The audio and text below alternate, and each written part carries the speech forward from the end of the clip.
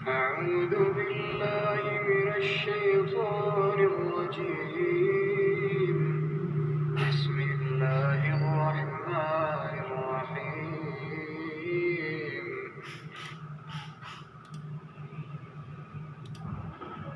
ولتكن منكم أمة يدعون إلى الخير ويأمرون بالمعروف وينهون عن المنكر وأولئك هم المفلحون.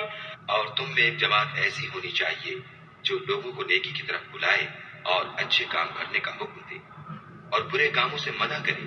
یہی لوگ ہیں جو نجات پانے والے ہیں. ولا تكونوا كالذين تفرقوا واختلفوا من بعد ما جاءهم البينات وأولئك لهم عذاب عظيم.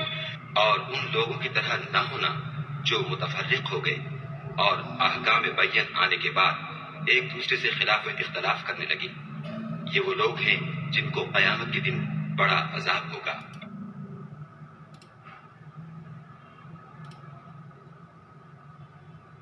And let there be arising from you a nation inviting to all that is good, enjoining what is right and forbidding what is wrong, and those will be the successful.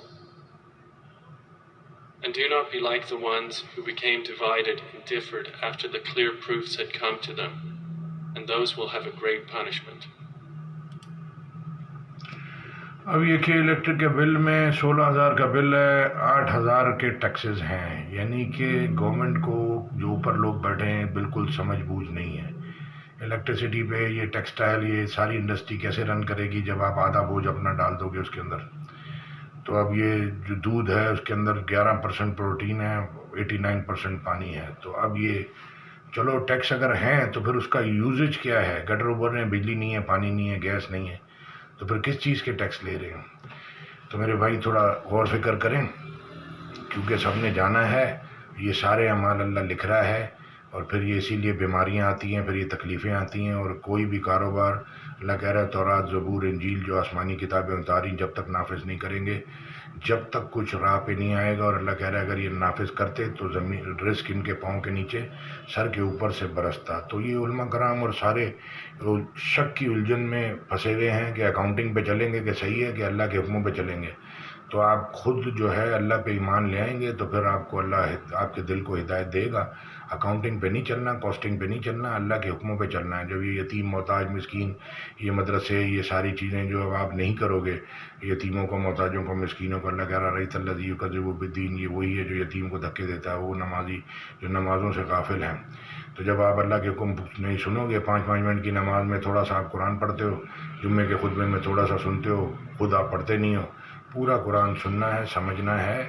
پوری دنیا، پورا قرآن، پوری جنت. آپ کا کوئی ہاتھ اور پاؤں تو نہیں خالی جنت میں جانا چاہتا ہے، پورا جسم جانا چاہتا ہے. تو پورا قرآن، پوری دنیا، پوری جنت. اسی طرح سے دوزخ میں بھی ہاتھ اور پاؤں تو نہیں جائے گا، یا تو پورا آدمی جائے گا جہنم میں، یا پھر وہ یعنی کہ پوشن نہیں جائے گا. تو پورا قرآن، پوری دنیا، اور جو ہے وہ پوری جنت، پوری دوزخ. اللہ کے پاس تیسری بات نہیں ہے، دنیا بھی ہے اور آخرت بھی ہے. جزاک اللہ خیر. آیت میں کاپی پیسٹ کر کے لگا دوں گا. تو یہ سب کو اپنا اپنا یہ چارجز، ہر 50% سروس کمپلین رہتی ہے، ساری چیزیں ڈیلے ہیں، اور وہ لوگ دھیان سے کام نہیں کرتے، کیونکہ قرآن میں لکھا ہے کہ اکثر لوگ خیالات کے پیچھے چلتے ہیں. اب یہ کانشیس اور سب کانشیس، یعنی کہ آدمی غنودگی میں ہے، ہوش میں ہے.